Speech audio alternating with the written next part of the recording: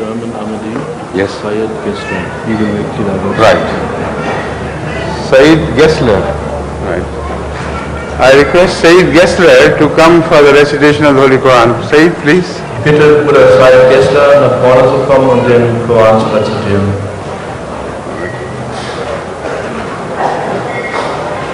أعوذ بالله من الشيطان الرجيم. بسم الله الرحمن الرحيم. وإذ قال عيسى ابن مريم يا بني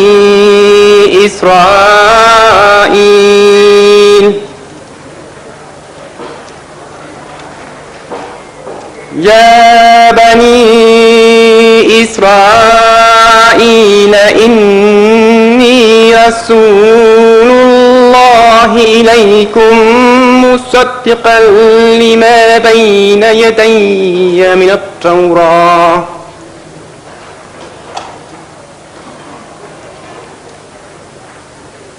من التوراة ومبشرا برسول يأتي من بعد اسمه أحمد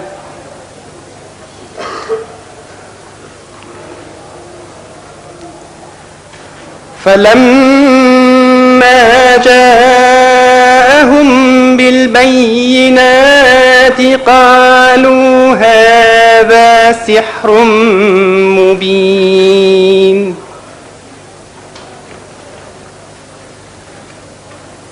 ومن أظلم ممن افترى على الله الكذب وهو يدعى إلى الإسلام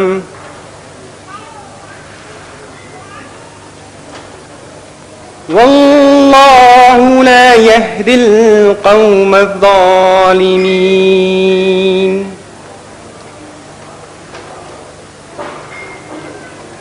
يريدون ليطفئوا نور الله بأفواههم والله متم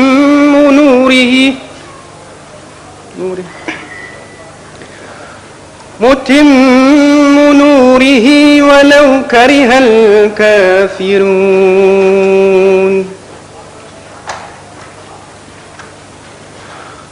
هو الذي أرسل رسوله بالهدى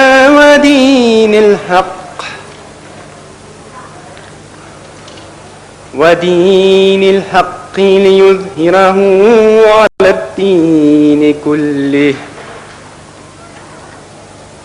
على الدين كله ولو كره المشركون.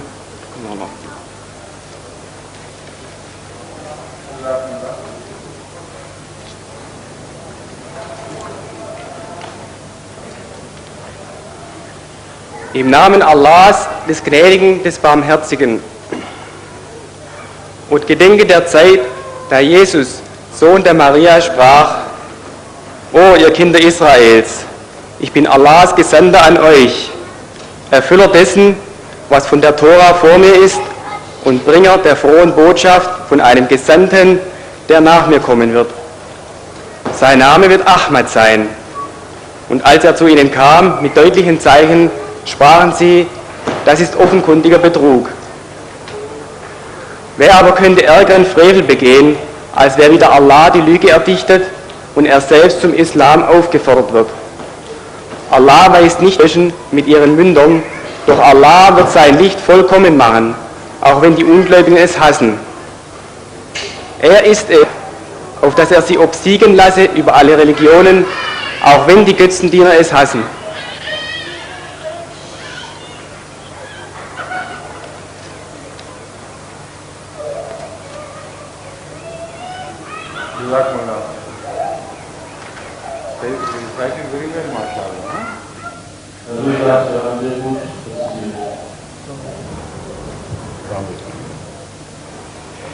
Ich hätte eine Frage. Und zwar, ist der Islam und das Christentum dasselbe? dieselbe Richtung oder sowas Ähnliches, oder weil wir haben ja denselben Gott.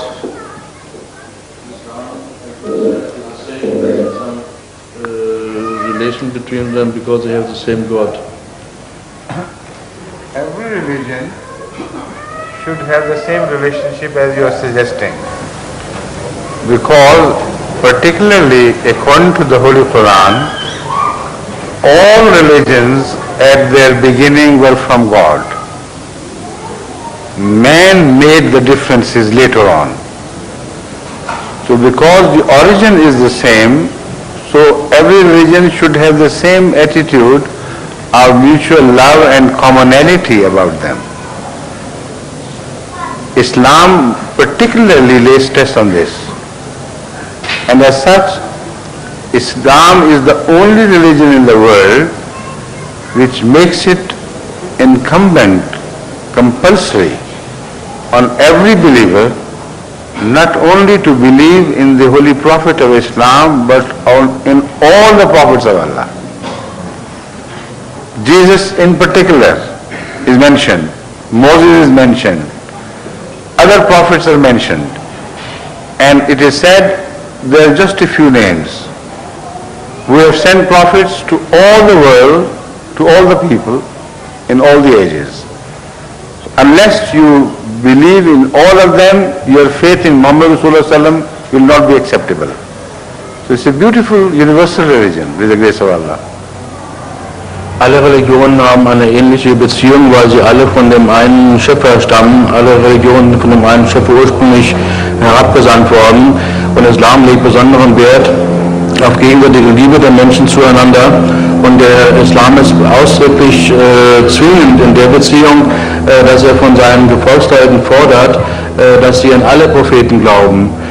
Im Koran werden Moses und Jesus erwähnt, und der Islam ist sehr stark daran, dass er es zwingend macht für die Muslime, an alle Propheten zu glauben gleichermaßen. Damit ist der Islam einzigartig unter allen Religionen. Dankeschön. Ich hätte eine Frage von einer Schweizer Freundin gestellt, die hier sitzt und mich gebeten hat, für sie zu fragen. Die Frage ist, wie lässt es sich biologisch erklären, dass Maria Jesus als Jungfrau gebären konnte?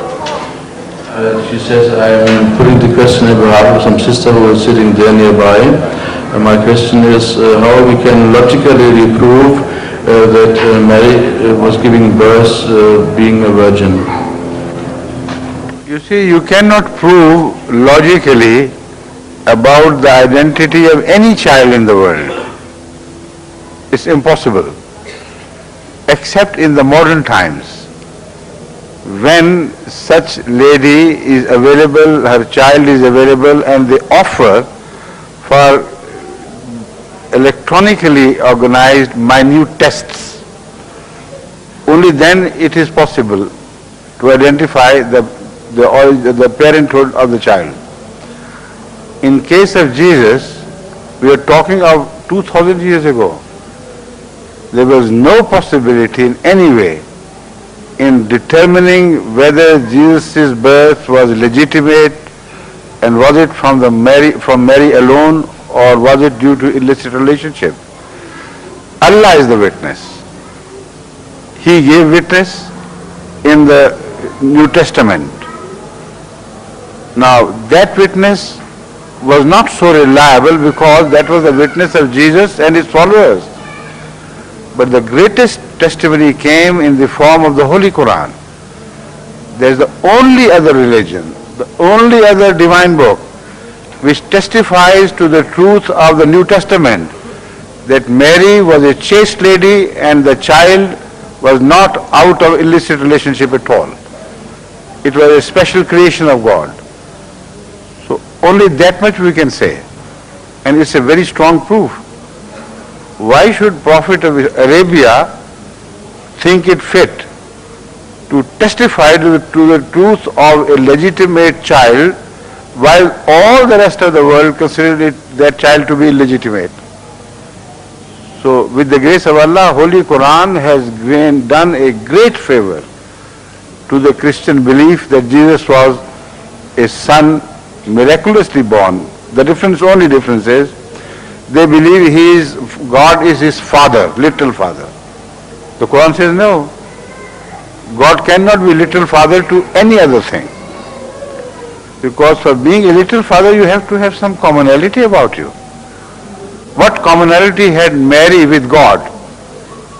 You know, if you marry a dog with an elephant, will the elephant female bear children from that dog? The difference is small, very small. But the difference between God and human mother is immensely, unbelievably big. How could that take place? It can only happen through creation. And God has created everything. What is difficult for him if he wants to create? So the Holy Quran presents it as a special case of creation within the tomb of Mary, not God's own part or body taking the role in any way physically. Wir können von keinem Menschen buchstäblich logisch beweisen, dass er Kind geworden ist durch eine Mutter. Das lässt sich also in den alten Zeiten überhaupt nicht nachweisen. Erst in den modernen Zeiten durch elektronische Art und Weise kann man so etwas feststellen. Aber für 2000 Jahre vor unserer Zeit war das unmöglich und es gibt keinen logischen Beweis von damals her. Es ist nur so, dass eben Jesus und seine Jünger daran geglaubt haben, dass Maria jungfräulich Geburt gegeben hat. Der einzige Beweis, der wirklich stichhaltig ist, wird uns durch den Heiligen Koran gegeben, wo Gott selbst bezeugt, wo Gott selbst Zeuge dafür ist, dass Jesus eine legitimierte Geburt gehabt hat und nicht illegitim empfangen worden ist. Und warum sollte der Prophet Arabiens für Jesus solch ein Zeugnis abgeben? Das ist vollkommen unwahrscheinlich. Es muss also von Gott selbst stammen. Und der einzige Unterschied zur Aussage des Evangeliums ist der, dass die Evangelien von einer buchstäblichen Vaterschaft von Gott ausgehen. Während der Koran sagt, das ist unmöglich, wie kann Gott selbst Vater sein? Wenn wir beispielsweise annehmen, dass ein Hund mit einem Elefanten verheiratet wird, wie kann dann der Hund der Vater von einem Elefantenkind sein? Das ist unmöglich. Und wie kann man da annehmen, dass Gott mit einem Körper Jesus gezeugt haben sollte? Das ist also eine unsinnige Vorstellung. Und Gott selbst ist der Schöpfer. Und das Einzige, was wir also annehmen können, wenn Gott will, dass etwas geschaffen wird, dann sagt er, ja, es sei und es ist. Und so hat Gott auch Jesus geschaffen. Und das ist sein Weg gewesen. Und der Koran ist dafür Beweis. Now look at the mindless attitude of the Christian priests. The only outside testimony which existed in the world, they destroy with their own hands. When they call Hazrat Muhammad as an impostor, a liar. The only prophet in the world who testifies to the truth of Christianity being not a Christian, to the truth of Mary being not a Christian, to the truth of Jesus not being a Christian. Only testimony. They destroy by saying he is an impostor. So then there is no testimony left. Und was waren die christlichen Priester? Sie sind diejenigen, die das Zeugnis selbst, dass Jesus legitim geboren wurde und jungfräulich geboren wurde, diese Priester zerstören dieses Zeugnis selbst, indem sie den Propheten Mohammed, Friede und Segen Allah aufheben, für einen Lügner und Betrüger halten, obwohl er als einziger Prophet außerhalb des Christentums für Maria, die eine Christin gewesen ist, und für Jesus, der ein Christ gewesen ist, Zeugnis einlegen und die christlichen Priester zerstören dieses einzige Zeugnis außerhalb des Evangeliums dadurch, dass sie den Propheten Mohammed für einen Lügner halten.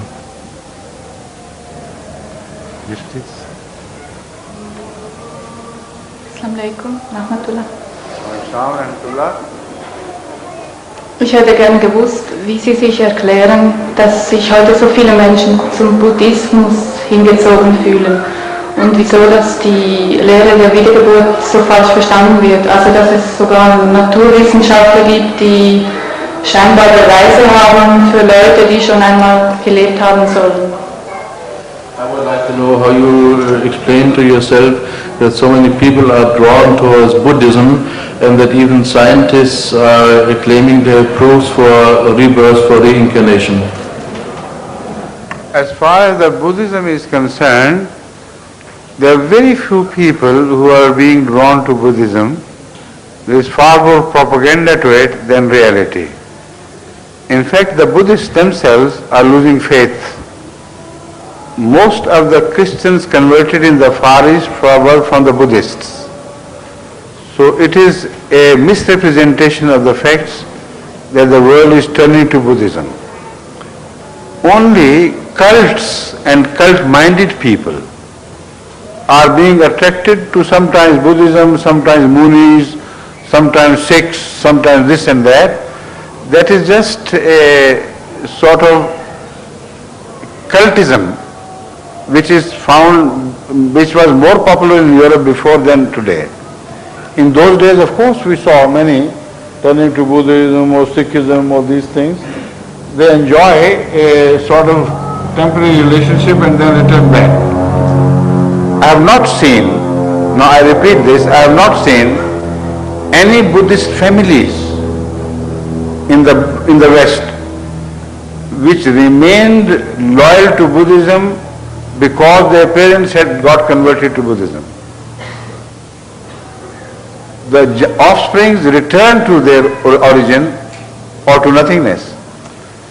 So this is not true. I mean, you are misinformed on this, please. The second thing was? Why scientists claim to... The scientists have not presented an iota of proof in favor of reincarnation. Not an iota. So whoever claims it must be a Buddhist or a Hindu or somebody else. I can prove it from their own philosophy that reincarnation is impossible as they conceive it. The problem is that they tell the West only a little part of it, the tip of the iceberg. The hidden, what is hidden beneath, which is 9/10 of the whole iceberg, is kept away from the Western eye. Because naturally everyone wants to relive. This is a desire in human beings which was inculcated in every man, every human being, because otherwise he will not turn to God.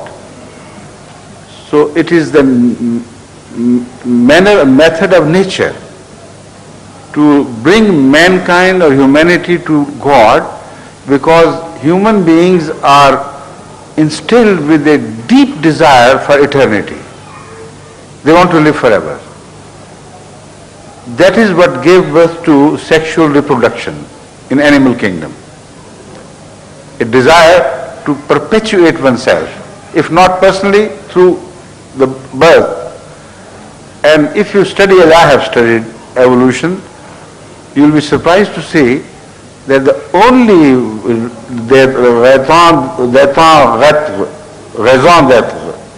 the only reason for the beginning of production of life and its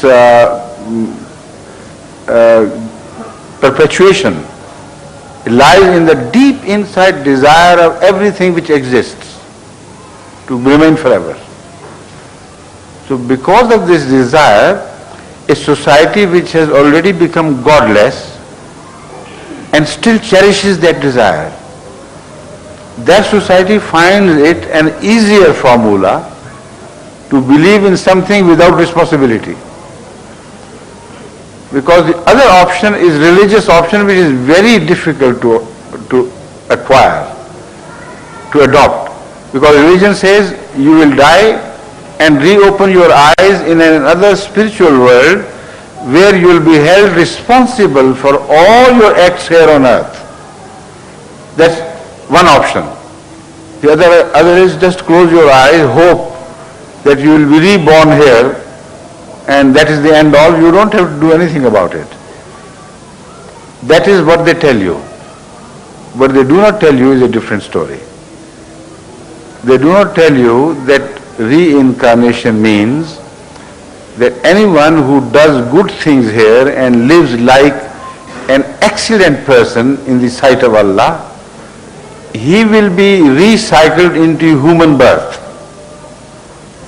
Otherwise, all the rest will be recycled into animals, into worms, into dogs, into cats, and so on and so forth. So maybe you become the dog of your brother in the next life, if the brother is pious and you are bad. So they don't tell you the rigmarole of the whole philosophy, which can be proved to be definitely wrong, because we know that in this age, animals are getting scarce and there are movements and organizations to save the animals from human interference and so that they are not destroyed altogether. Animal species are becoming extinct. Mankind is spreading very fast. So fast that the governments are getting worried about overpopulation.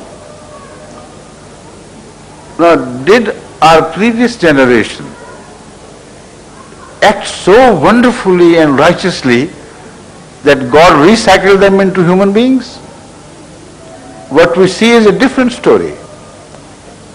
Today man is so corrupt that there is no difference between countries and countries and continents, all are corrupt alike. They are vying with each other to become more corrupt, more selfish, more dishonest, more usurpers of others' rights. And yet, what we see is human population is exploding. While we should have seen human population becoming extinct in the next generation. Cats and dogs and worms and things, they should overtake the whole planet Earth, and man should be, shouldered out by these animals because of the reincarnation. So it's all a myth, a fanciful thinking, no more. Right? Was Sie mit dem Buddhismus gesagt haben, ist zum großen Teil begründet auf Propaganda, die im Westen gemacht wird. In der Tat aber gibt es nur ganz wenige Konvertiten im Westen zum Buddhismus. Und was ich davon gesehen habe, ist, dass diese Konvertierungen auch nicht andauern. Das heißt, dass die Kinder dieser Familien dann weiterhin Buddhisten bleiben, sondern die Kinder kehren meistens zu ihren eigenen, den ursprünglichen Religionen zurück oder wenden sich den absolut nichts zu. Und unter den Buddhisten selbst ist es so, dass sie den Glauben an ihre eigene Religion verlieren, denn im Fernen Osten werden die Buddhisten in großen Scharen konvertiert zu anderen Religionen. Also das ist ein Mythos, der nicht der Realität entspricht. Was die Frage nach der Wissenschaft und der Reinkarnation betrifft, ist zu sagen, dass das Wissenschaftler selbst auch nicht einen Jota-Beweis anbringen können dafür, dass die Reinkarnation gibt. Wenn Leute das behaupten, dann sind es Hindus oder Buddhisten selbst, aber unabhängige Wissenschaftler gibt es nicht, die so etwas behaupten können oder Beweise dafür anführen können. Und was die anderen sagen, ist so, dass sie nur einen Teil dessen sagen, was mit der Reinkarnation verbunden ist, aber es ist so wie mit der Spitze vom Eisberg, die sehen sie und die wird gezeigt und 9/10 von dem Eisberg ist unsichtbar und das ist das, was diese Leute verbergen und was ihnen nicht mitgeteilt wird. Sind bei der Reinkarnation, wie diese Leute glauben, ist es so, dass nur die Menschen, die eine hervorragende Leistung vollbracht haben in ihrem Leben, im nächsten Leben als Menschen wiedergeboren werden und alle, die irgendwie schlecht gehandelt haben, werden als Tiere wiedergeboren, als Würmer oder Katzen oder Hunde. Und was sehen wir aber in der Realität? In der Realität sehen wir, dass die Menschheit Angst davor hat, dass die Tierwelt ausstirbt und dass die Tiere also immer weniger werden, während die Regierungen Angst haben vor Überbevölkerung, das heißt, die Menschen werden immer mehr. Das würde also bedeuten, dass die vorangegangenen Religionen allesamt wunderbar und hervorragende Menschen gewesen sein müssten, dass sie also als Menschen wiedergeboren werden könnten. In der Tat aber ist es so, dass eben die Menschen zunehmen, während die Generationen vor uns allesamt korrupt gewesen sind und die Korruptheit zunimmt unter den Menschen. Es gibt kein Land und kein Volk, wo es da eine Ausnahme gäbe. Die Menschen insgesamt werden immer schlechter und trotzdem nehmen die Menschen als Gesamtheit zu. Und das ist also eine falsche Logik, beziehungsweise das beweist, dass also die Reinkarnation nicht zutreffen kann. You see, if they had been honest, they should have warned the West very clearly that accept us, but we remind you that you may open up your eyes in the next reincarnation, as a swine, a pig to be slaughtered, or a hen. So would you like to be eaten up by your own kith and kin? If so, then join us, otherwise forget about it.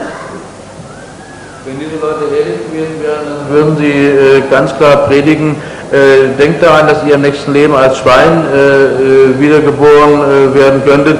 Wenn ihr das nicht akzeptiert, dann verlasst ihr uns. Ich habe forgot something to say in the translation before. Ich habe etwas vergessen. So sagte noch,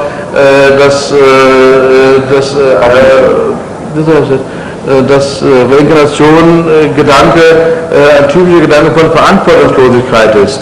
Das heißt, es ist so, dass die Leute denken, sie sterben und dann werden sie einfach irgendwo wiedergeboren, haben keine Verantwortung gegenüber ihrem vorhergehenden Leben, sondern werden einfach immer wieder recycelt sozusagen. Während die wahre Religion sagt, dass die Menschen eine Verantwortung haben für ihr Leben und wenn sie im Leben nach dem Tode aufwachen, dann sind sie sich dessen bewusst, dass sie Verantwortung geben müssen für das, was sie geleistet haben. Deswegen ist das, was der Buddhismus und der Hinduismus machen, ein kultisches Denken. Das ist also ein Kult, ein Mythos, der im Westen früher noch stärker gewesen ist als heute, aber es ist so, dass also es keine Vernunftgründe wirklich dafür gibt. Assalamu alaikum. Und zwar habe ich eine Frage. Also es steht ja fest, dass Allah allmächtig ist, einzigartig und allwissend. Und zu dieser Allwissendheit von Allah habe ich eine Frage. Und zwar heißt es, dass jeder Mensch sich für seine Taten am Tag der Auferstehung verantworten muss. Und das heißt auch, wenn sich jetzt ein Mensch verantworten muss vor Allah und Allah fragt ihn, ob er in seinem Leben gestohlen hat, und dann wird sich die Körperteil, die Hand, mit der man gestohlen hat, wird es Allah verraten, dass man das getan hat, wenn man ihn belügen möchte. Nun ist aber meine Frage, Allah ist ja allwissend und er weiß ja praktisch schon vorher, ob der Mensch ihn anlügt oder nicht, ob der schon gestohlen hat oder nicht. Oder das heißt ja auch, Allah prüft die Menschen am meisten, die er auch am meisten liebt. Wenn er jetzt zum Beispiel diesen Menschen vor eine Probe stellt, dann müsste er normalerweise ja schon vorher wissen, wie der Mensch sich entscheidet. Ob er sagt, also so geht das nicht, oder ich entscheide mich jetzt gegen Allah. Und das ist meine Frage, da bin ich so ein bisschen im Konflikt. He's saying, he said that Allah is all-knowing and he has knowledge about everything.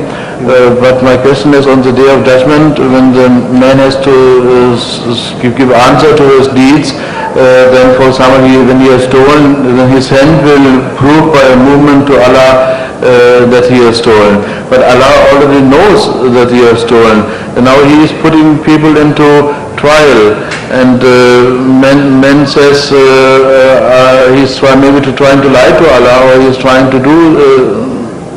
Allah admonishes us as human beings in all religions to exercise justice and to fulfill all the requirements of justice. Many a time a man is condemned here by his fellow being, but the man doesn't accept that. He doesn't know himself. Many a time criminals have many excuses and they say, no, you are wrong. So Allah knows best, you are right there. But how will that man know that Allah is right and he is wrong? that can only be done if the dictates of justice are fulfilled. And Allah has mentioned in the Holy Quran a system of witnessing, whereby it is not just the word of the mouth of the man in the spiritual form there, which will be taken into account. The Holy Quran speaks of a fantastic thing, which I have not read in any other religion. It says that the skins of the people would bear witness against them. What does it mean? The skins, the hearts, the whole physical existence of man will bear witness against him. And then he will say, مَا لِهَذِهِ الْكِتَابِ لَا يُغَادِرُ صَغِيرَةً وَلَا كَبِيرَةً إِلَّا أَحْصَاهَا. What a registration system, what a memory system that is, which covers everything, doesn't leave out the minutest detail in anything. Now these things remind us of a different story than visually it appears to us. It's not that Allah is sitting on a chair and people are standing before him. It's a completely different scenario to which the Holy Quran draws our attention. The fact is that whatever we do is imprinted in an indelible memory. No one can wipe out whatever he has done. It may become minute and still minute and diluted, but it can never be wiped out of existence. So when I read the Quran and said the hearts will bear witness, they will bear witness against themselves, that was understandable, but I was surprised how the skins would bear witness. But my study of the latest discoveries of scientists amazed me and filled me with a greater faith in the Holy Quran, because they say that the skins have, the cells in the skin have a memory system which is far bigger and greater than all other parts of the body, because from the skin they have taken a DNA, the basic human cell which has the character.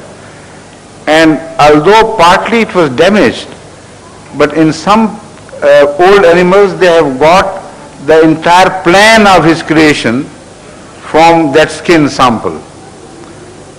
So skins have a memory system.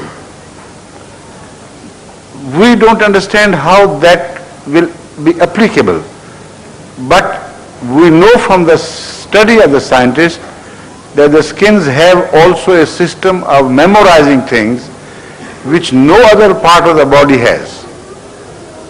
And some people are attempting to rebuild dinosaurs from the fossils of dinosaurs. If they get a patch of the skin, they think they will recreate it, and they have done it in many other animals' case. So that is just physical proof of the truth of the Holy Quran. But spiritually it may mean a different thing. Skin in relation to spirit would be the outer cover of the soul, whatever it is. And the soul always carries the memory of what man does here. So in this way, witness is essential. Otherwise, nobody would know why he is condemned. He has no power over God. He would say, all right, you condemn me, I go. But I don't understand that, like they do to you or to me or to other courts.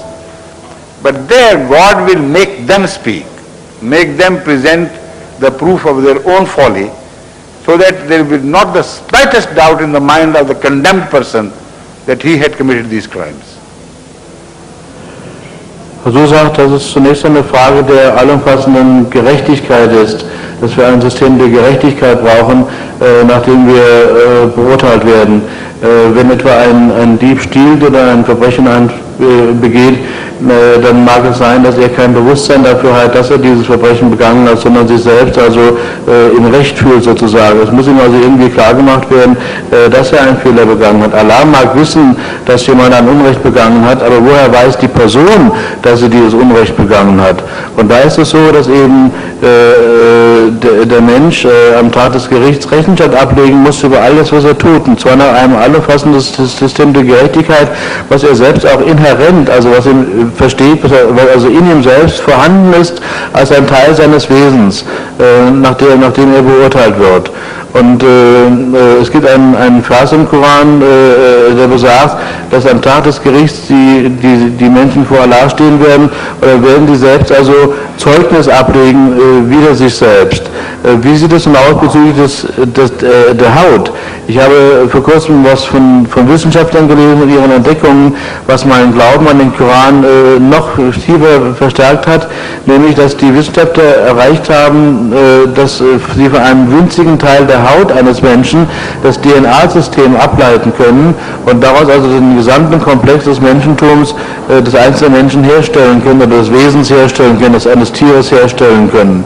Und das besagt also, dass also die Haut selbst eine Art Erinnerungsvermögen hat und dass die Haut selbst sich also an das erinnert, was sie vormals getan hat und damit also auch Zeugnis ablegen kann, wieder sich selbst oder für etwas anderes.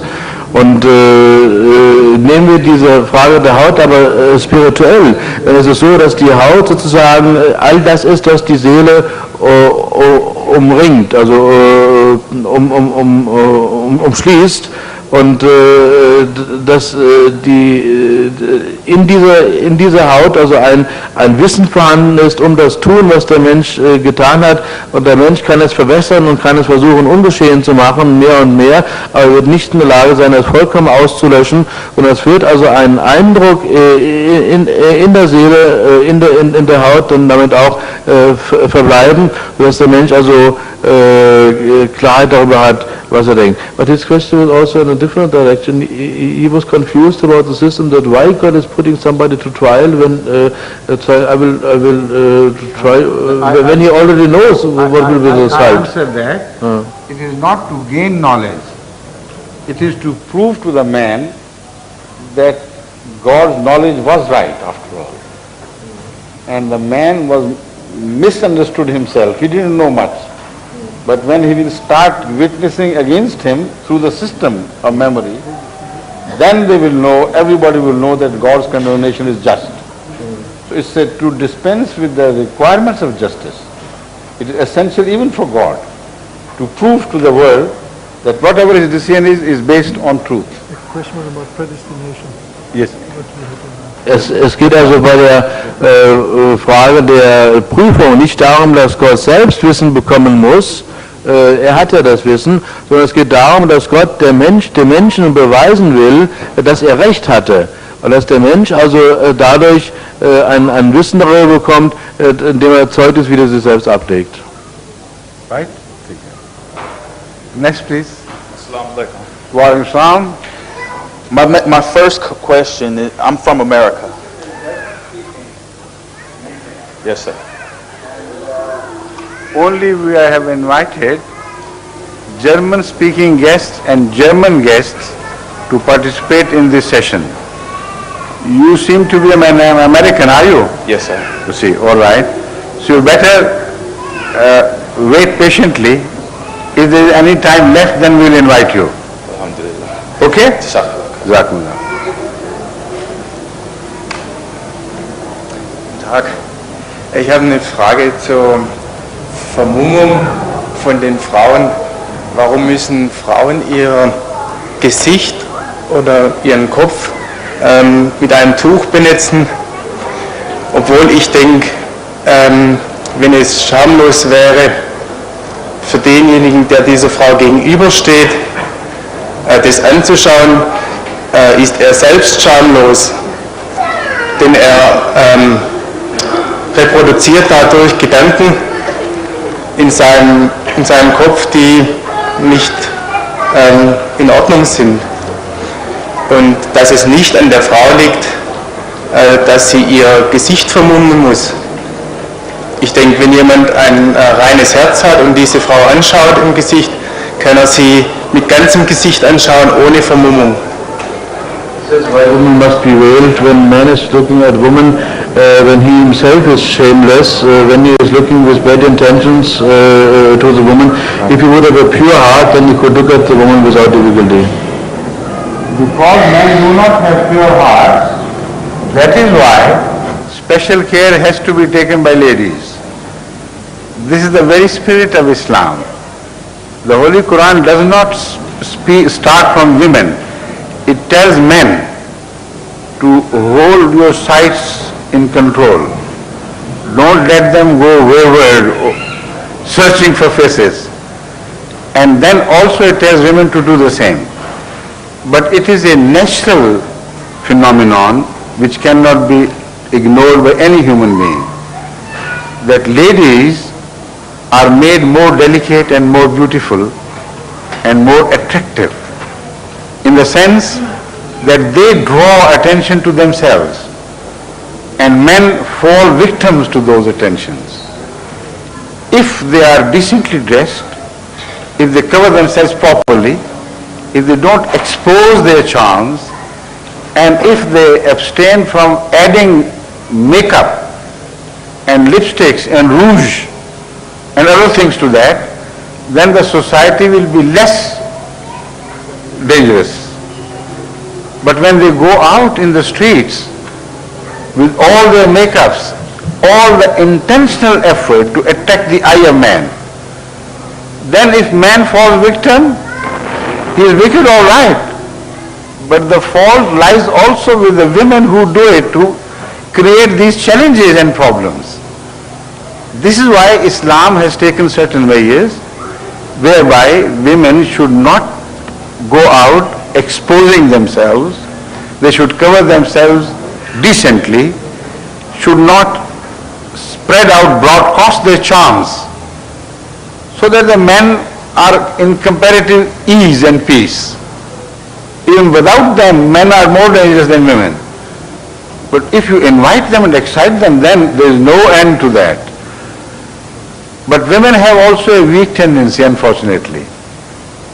You know, everyone among you knows from their own experiences at home, if somebody tells his wife in the morning suddenly, let's go out shopping, let's go out there, she will say, wait a minute, I have to prepare myself.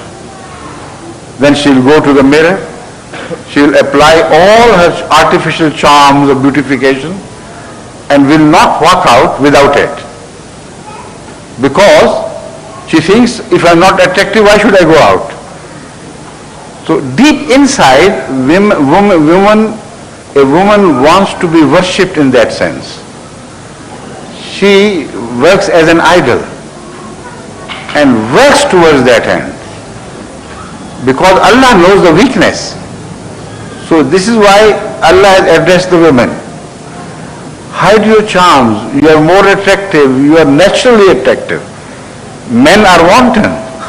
You give them slightest encouragement and they will take all the rest. So behave yourself. That is the spirit of Islamic Parda. This veil is not necessarily like you see. They are cultural expressions of Parda. And I don't tell them to stop it, because once they stop it, then they may be misled into other ventures as well. So I tolerate with all sorts of pardas. And the lady sitting here with decently covered head, but not a veil. There are those who are wearing veils. If they want, let them. There is no problem. But there is no coercion anywhere in the Jamaat to force a lady to acquire a special type of veil. We tell them to guard yourself. That is important. That is the spirit of Islamic Parda. If they do it with decent dresses and walk out without inviting attention, we think they are properly veiled. Right? I hope so. Das Problem ist, dass die Herzen der Männer eben nicht rein sind. Und wir wissen auch, dass die Natur der Frau die Frau schöner gemacht hat und anziehender gemacht hat für das männliche Geschlecht. Allah wendet sich deswegen zuerst an die Männer und sagt, die Männer sollen ihre Blicke niederschlagen und nicht frei umherschweifen lassen von Gesicht zu Gesicht, sondern sollen sich ziemlich benehmen.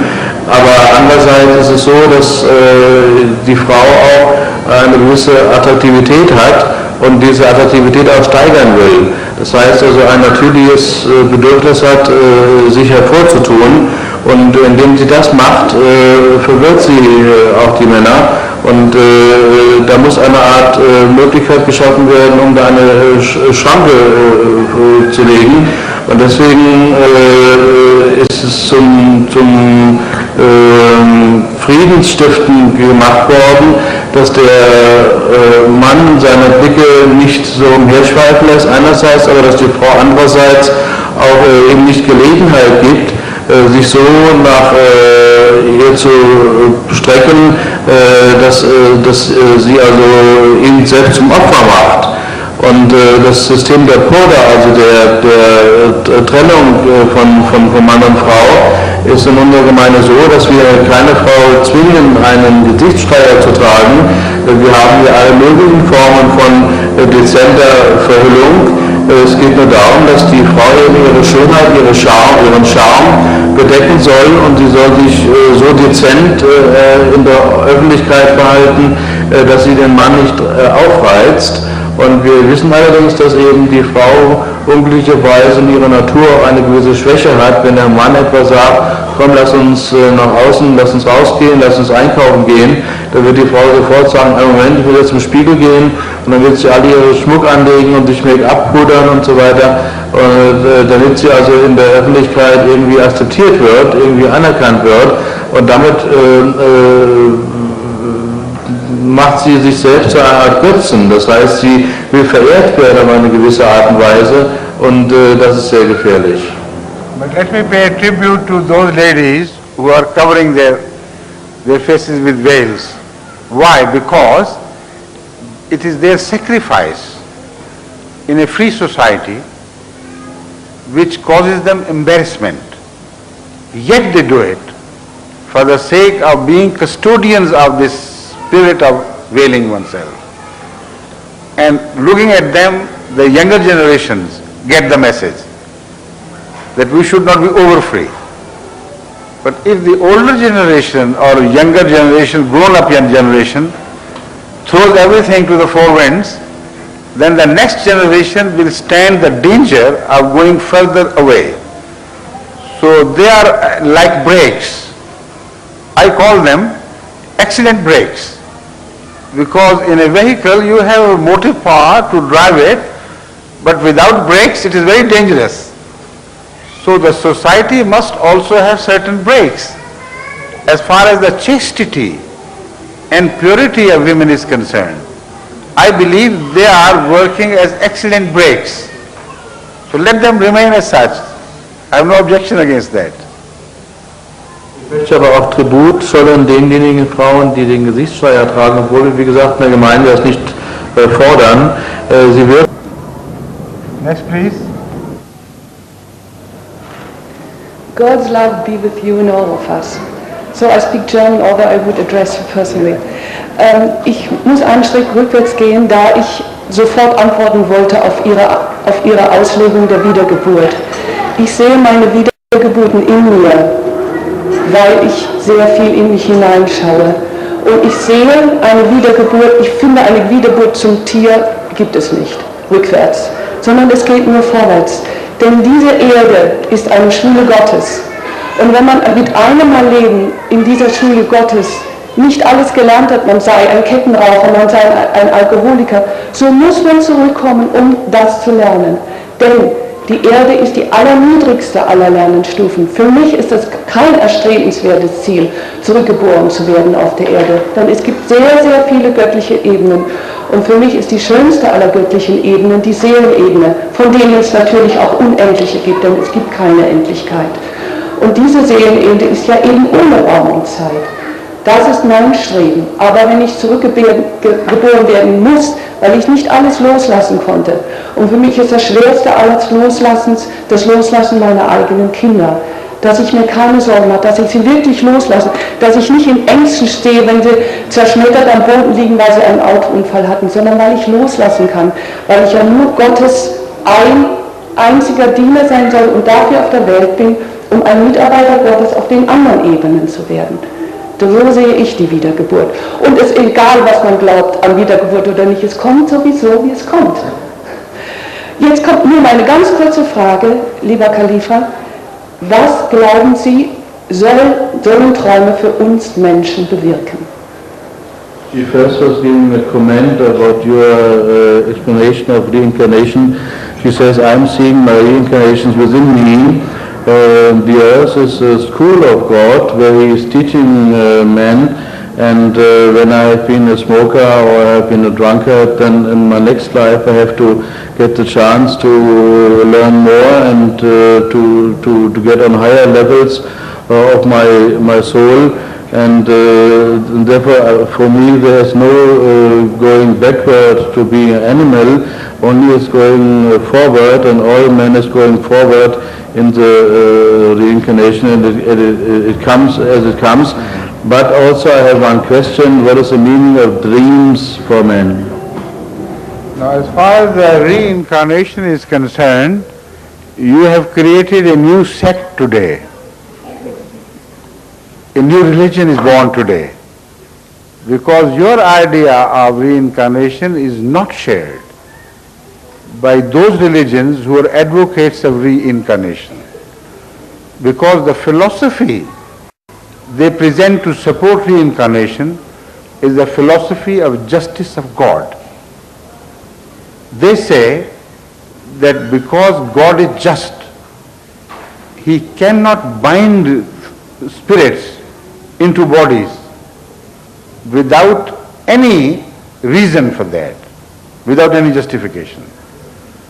And they say that souls are eternal and bodies are eternal. What I'm saying, the religions who advocate, they say that. So that is why I said you have created a new religion today. Just a minute. What they say is this: body, matter is eternal. Spirit is eternal. Spirits are eternal.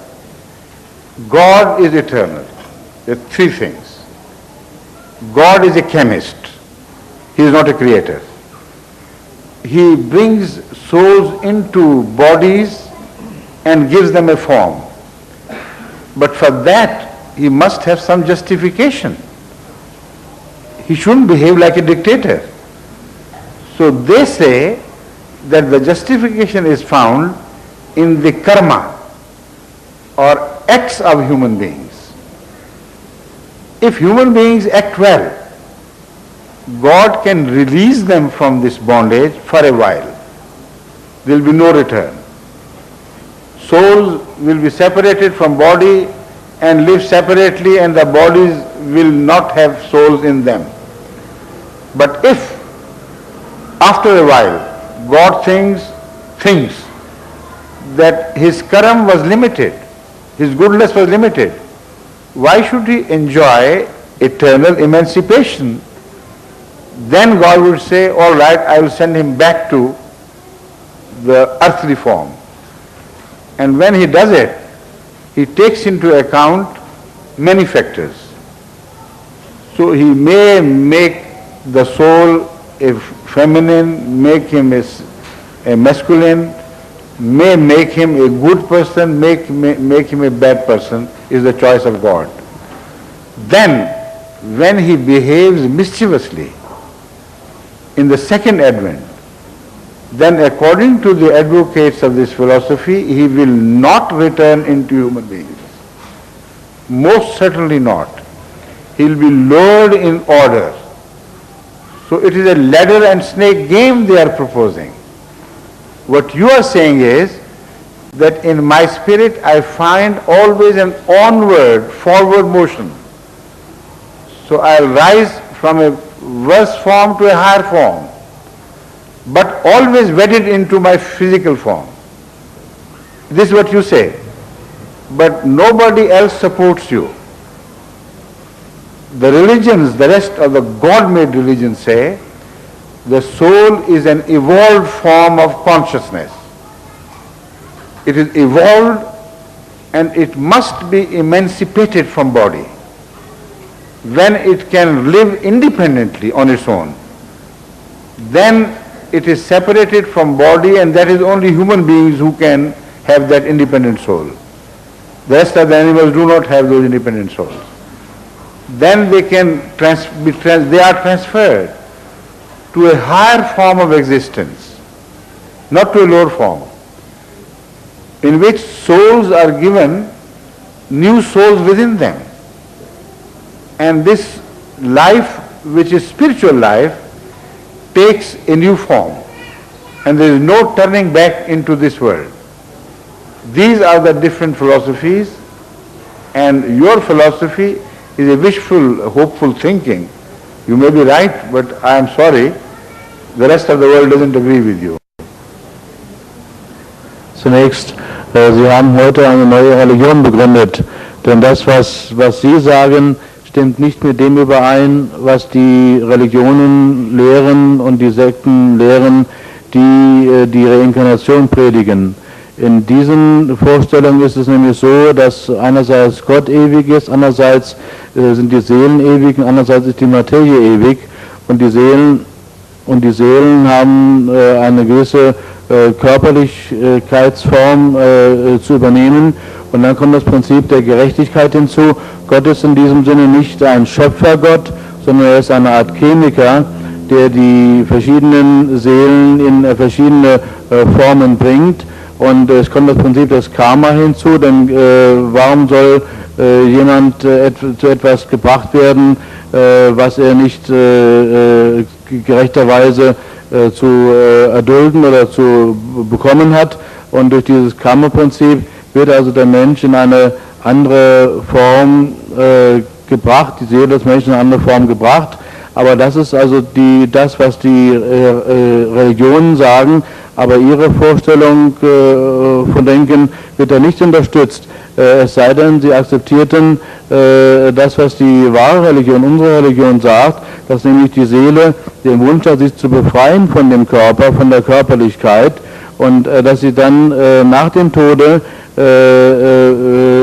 eine neue Form des Lebens kommt, wo sie nicht vom Körper abhängig ist und wo diese Seele selbst eine Art neue Seele bekommt, aber für diese Seele gibt es keine Rückkehr mehr auf diese Welt, sondern es gibt ein ewiges Weitergehen. Das, was Sie gesagt haben, damit teilen Sie leider nicht den Rest des Gedankens der Reinkarnationsreligion, sondern es ist also ein wunschvolles Denken, aber nicht das, was die Religionen lehren.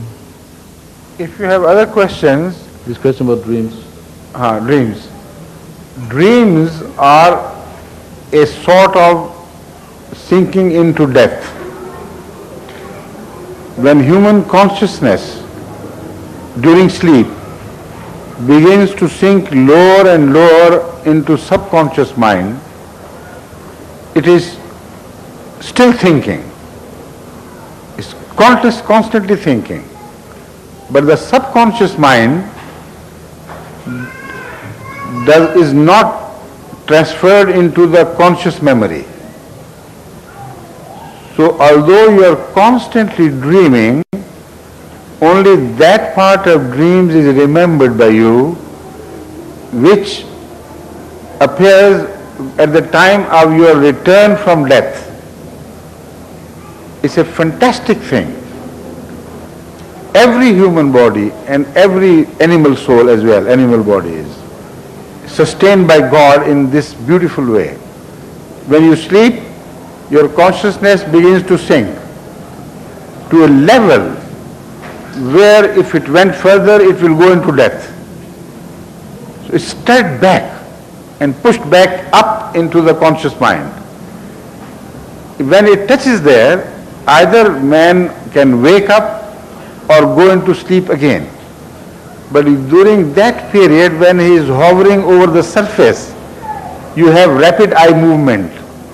And the dreams which you see during that period are the only dreams which you remember. Now this is a natural psychological phenomenon, but dreams have religious significance as well. In the religious significance, using the same machinery which God has provided man, Allah activates it to deliver messages. And when you read those dreams, you are surprised that they carry information about future, about the hidden things of which the man who is dreaming has no knowledge. So they come true. And that is the main difference between divine dreams and psychic dreams. Psychic dreams are common even to cats, to mice. But divine dreams are only specifically for men, for human beings, I mean, ladies and men alike. And they have messages. And those who are gifted by God to read the messages, read them and they come true. The example, the common example found in Judaism, Christianity and Islam is that of Joseph.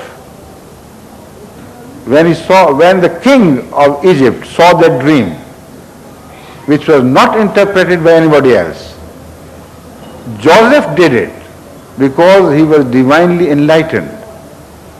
And how true he was proved. Hundreds of thousands of people around and in Egypt were saved because of the right interpretation of dream. It's very important that when you see a strange dream, you better go to someone who can read those dreams. Then he will help you understand the meaning. Thank you. Über Träume ist zunächst zu sagen, dass sie stattfinden dann, wenn das Bewusstsein herabsinkt in den Schlaf, in einen Zustand, der dem Tode ähnelt. Und je mehr das Bewusstsein herabsinkt, desto niedriger wird also der Level des Erkenntnisgrades des Menschen. Und wenn es also fast den Todeszustand berührt hat, dann steigt es wieder auf. Dieses Unterbewusstsein steigt es wieder auf in eine Form des Bewusstseins. Und das ist dann der Zustand, wo der Mensch diese sogenannten Rapid Eye Movements, also die schnell bewegenden Bewegungen der Augenbälle hat. Und in diesem Zustand träumt er. Das ist das, was also die Wissenschaft über Träume sagt. Aber in den Bereichen der Religion gibt es eine weitere Erklärung. Das sind zunächst mal die Bedingungen für die psychischen Träume. Aber für den religiösen Menschen ist es so, dass also Allah in diese psychischen Bewegungen der Träume hinein, die dann begriffen werden, wenn der Mensch aufwacht, alles das, was er sonst geträumt hat, bleibt ja verborgen, die Allah also dann in diesen Zustand hineinfügt und dass Allah dadurch also Botschaften übermittelt an den Menschen, die über seine Zukunft, über verborgene Dinge Aussagen machen.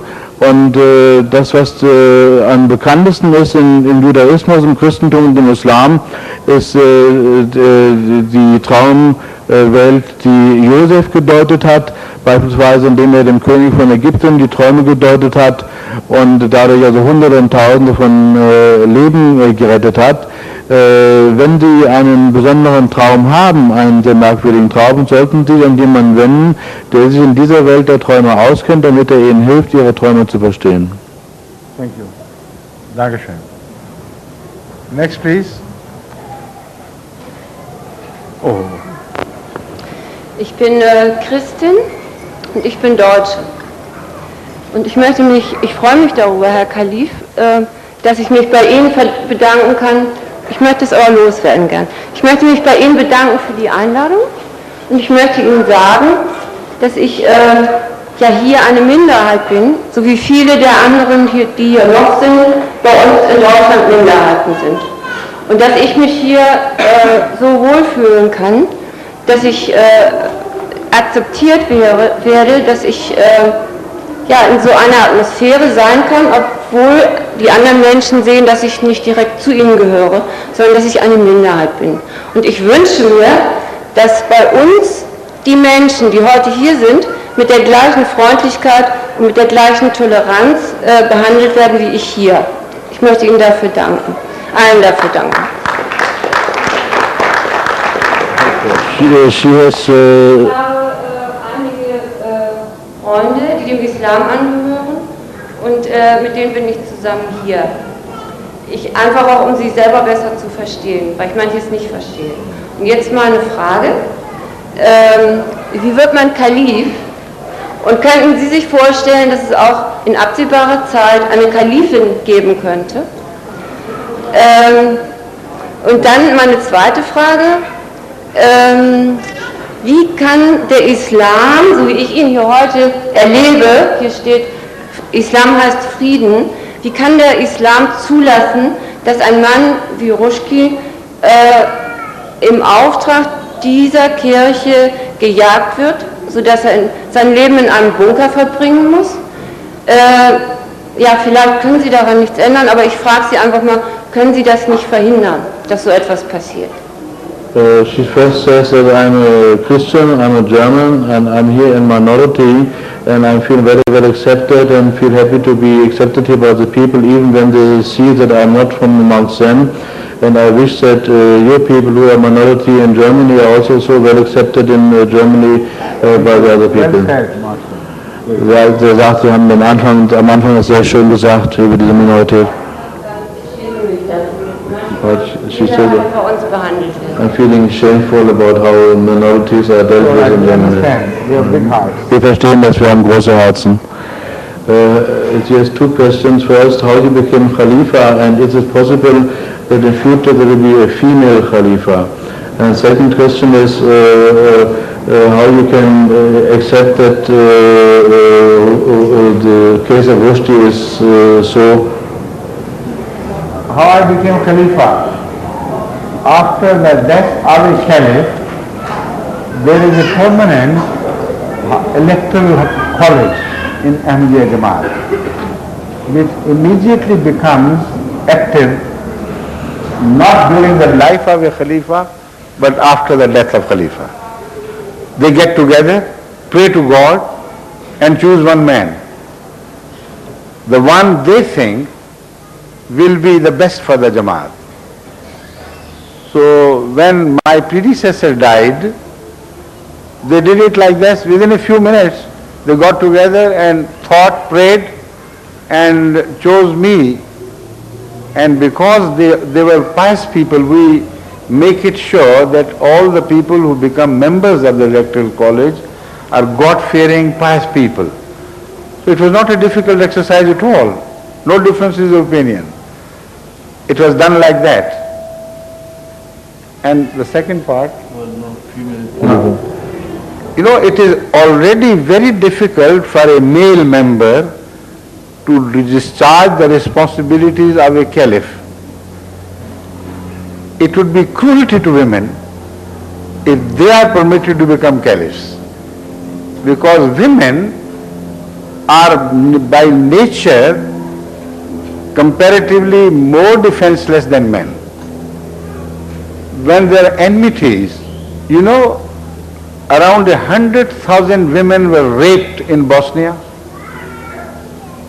You know that prophets are treated so cruelly that whatever men can do against them, they would. If they were women and alone in the society, imagine what would happen. So also is the case of their deputies. It is not an easy task. It's a grave responsibility. Moreover, in Islam, there are periods when women are exempt from coming to the mosque or to saying prayer. And all women are exempt from essentially appearing in the mosque 5 times a day. Because they have to give birth to children, they have to take care of homes, there are so many other responsibilities which will interfere with their appearing in the mosque 5 times a day. Men are required by God to say 5 times prayer if possible for them. Now, if women are made khalifas, how can they take care of the spiritual requirement of the society when they don't have to go to the mosque, when they don't have to perform prayers during this period during their menstrual period and so on? So Islam's Islam's decision of only loading men with this responsibility is a wise one. It is not a prejudicial decision against women, it's a decision in favor of women rather than against them. Now please tell them that already the time is over by a large margin. And I could have sat longer hours with them, but unfortunately they are guests to whom I am committed to meet. In fact, I was committed to meet them by 1:30. But they were kind enough to postpone this meeting up to 1 or 2 o'clock. So I can't sit here more than 2 o'clock. So hardly I'll be able to manage two questions more, maybe.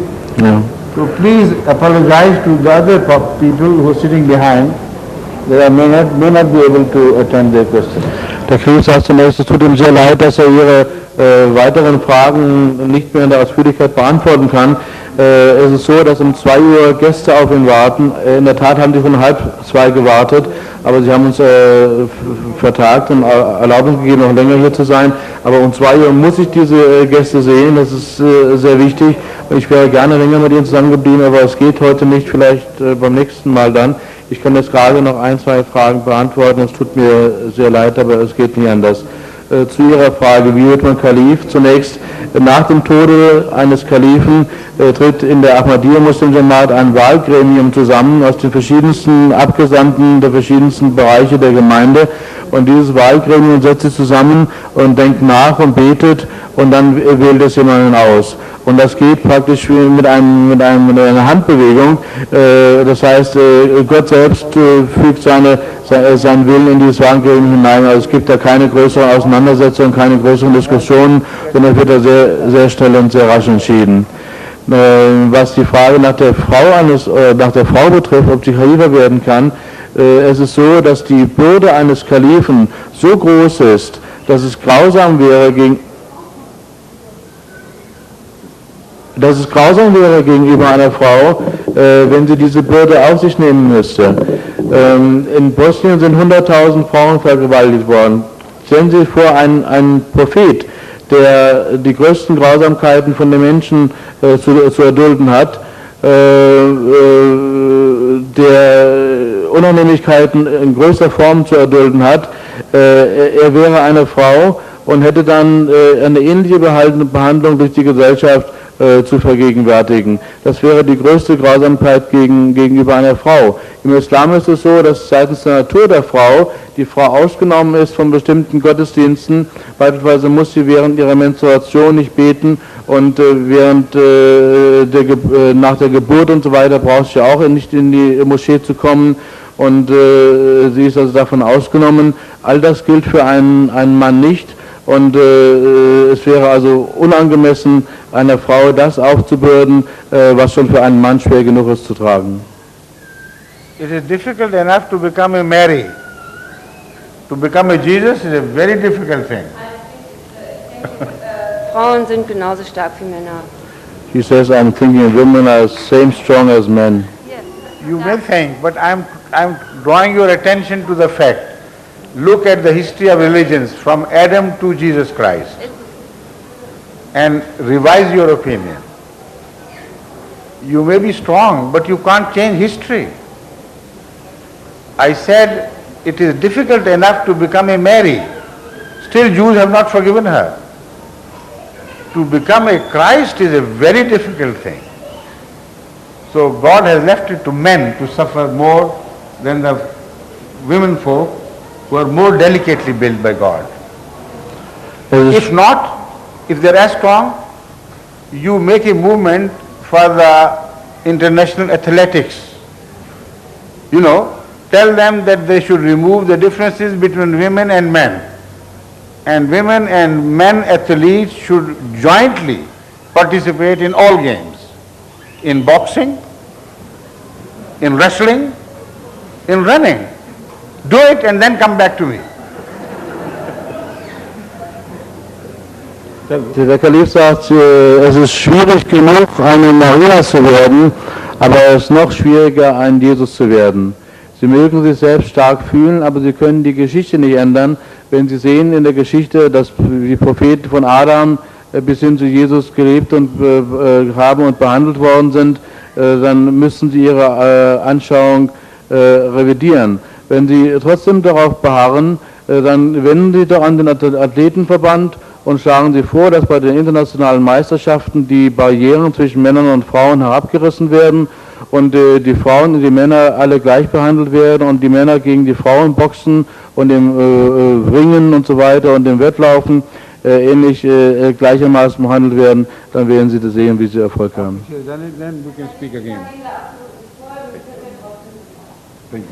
She says she cannot follow you, but you are still sympathetic to her. Thank you. Next, please. About Rushdie? Rushdie. Oh, Rushdie. Oh, yes. Only a word about Rushdie. We believe that every man with a decency should condemn Rushdie for what he did. But we believe no man has a right to condemn him to death.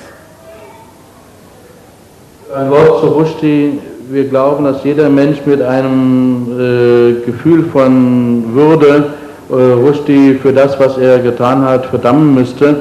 Aber wir glauben gleichzeitig, dass jeder Mensch mit einem Gefühl für Würde verbieten müsste, dass Rushdie deswegen ermordet werden soll.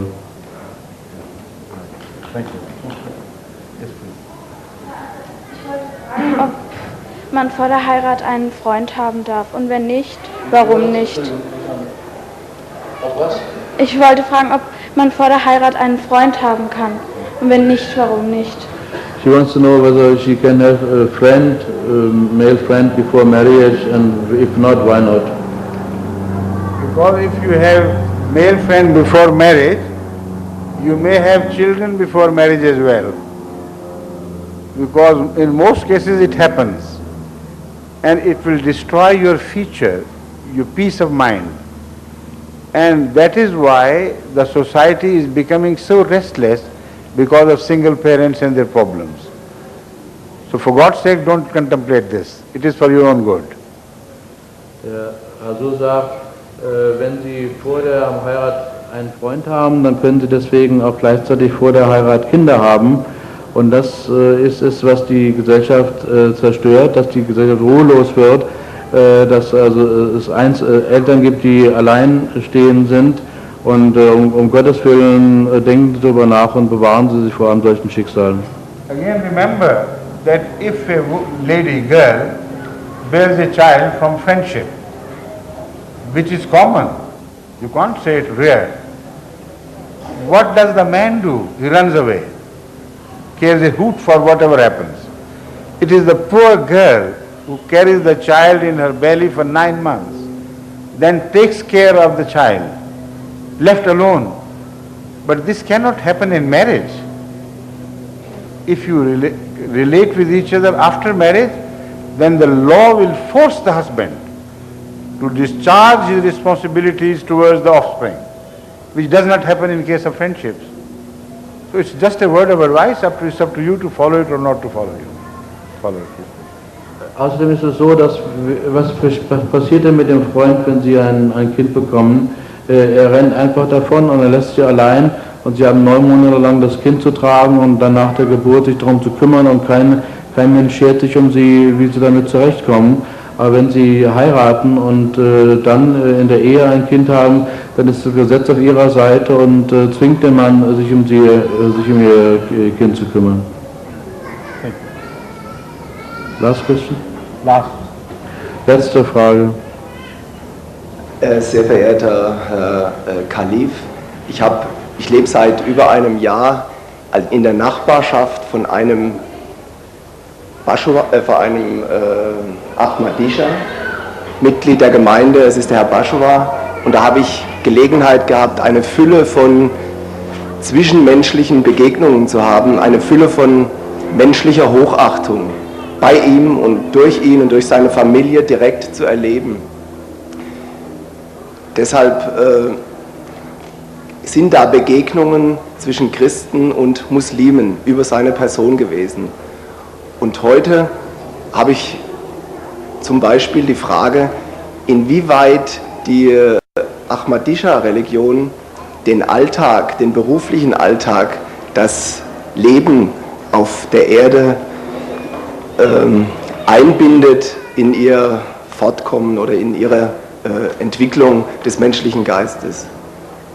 He says he has very good relations with one Ahmadi. He is living in his neighborhood and he has learned a lot from him, and he was feeling very honored to have met so many good experiences through him.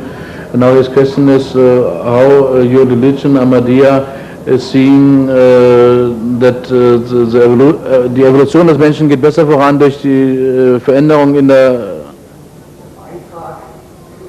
menschlichen Lebens, des Arbeitens, des Berufes, der Profession. How work and profession can help in the development of the mutual relations in the religion, no? About self-consciousness ich verstehe die Frage nicht ganz. If he cannot understand your German, I cannot understand his English. Okay. Ich gebe es zu, das ist auch diese Hauptfrage für mich.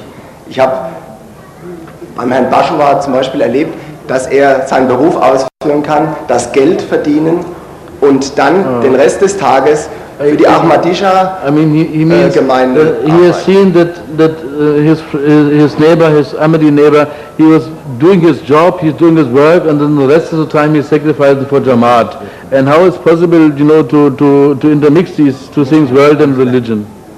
You see, whenever you finish your job for which you are paid, you want to spend the rest of time to relax and to become happy. This is what everybody does.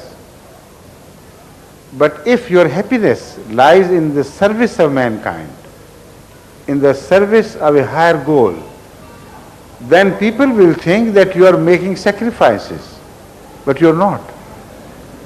You are again serving your own interest because you know better that if you go out, chasing women or doing this and that or listening to music, you will not feel so happy.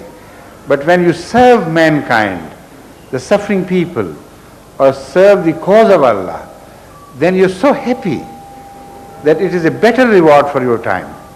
Then you do it automatically. There is no question, no other means to compel any such person because he is driven from within. That is how Dr. Mubashir Bajwa, to whom you referred, was able to sustain this pressure. He loved it.